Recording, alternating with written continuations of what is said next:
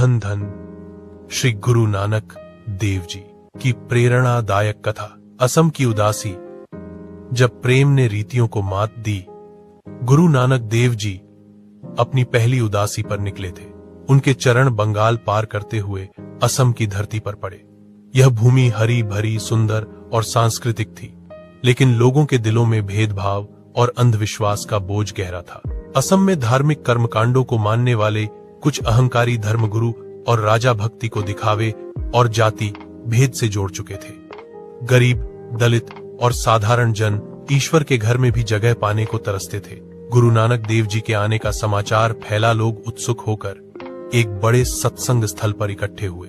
जब सभा शुरू हुई, ऊंची जाति के लोग आगे बैठ गए, गरीब और निम्न जाति के लोग पीछे धकेल दिए गए।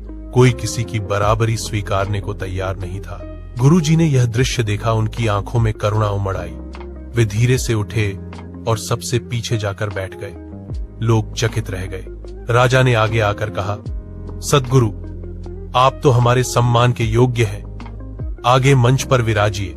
गुरुजी की मधुर ध्वनि गूंजी। मैं वहां कैसे बैठूं जहां मनुष्य मनुष्य से ऊंचा नीचा हो जाए। जहां अहंकार है वहां मैं नहीं। जहां प्रेम और समानता है वहीं मेरा सत्संग है। उनके शब्दों में ऐसा सत्य था कि सबने सिर झुका लिया। गुरुजी ने सभा से कहा, ईश्वर को पाने के लिए दिखावा, रीतियां और ऊंचा आसन नहीं चाहिए, सच्चा मन चाहिए। उन्होंने आगे समझाया, जिसने ईश्वर को पाना है वह पहले अपने अंदर जात पात को जलाए। जहां सब में एक ही ज्योत दिखाई दे वहीं परमात्मा मुस्कुराता है। यह कहते हुए गुरुजी ने नाम सिमरन कराया। सब एक साथ बैठे, एक साथ जपे। कोई आगे पीछे नहीं, कोई ऊंच नीच नहीं। पहली बार लोगों ने अनुभव किया, सांस सांस में वाहे गुरु, हर हृदय में एक ही प्रकाश, एक ही आवाज।